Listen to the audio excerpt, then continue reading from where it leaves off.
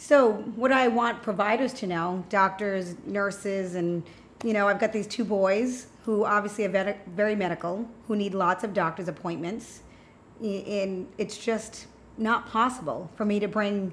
I could literally spend the whole month. I could not work and spend the whole month at Children's Hospital, go in there 3 times a week to bring the boys for all the appointments that they need. Not realistic. I need to work.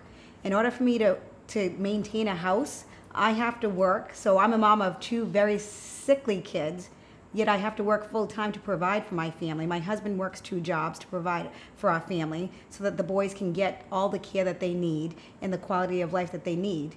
So I very well cannot spend 3 days a week at Children's Hospital. So I think it's important for providers to know that, I've got 2 children. So if I don't go every month, or maybe it might be every 6 months, or maybe you might need to do some home visits. There needs to be some flexibility.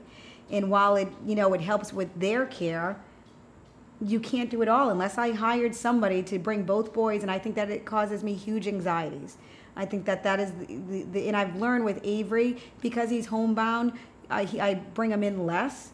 But I can bring in Avery for an appointment, and if we're not on that road by 2 o'clock, he is an all-out respiratory distress. By the time I get him home, I might as well drive him back to go in the ER because he would be in the ICU. That's how respiratory it is. So the anxiety that I feel to get him in for an appointment because they haven't seen him in 6 months, a year, to bring him in, it takes a lot.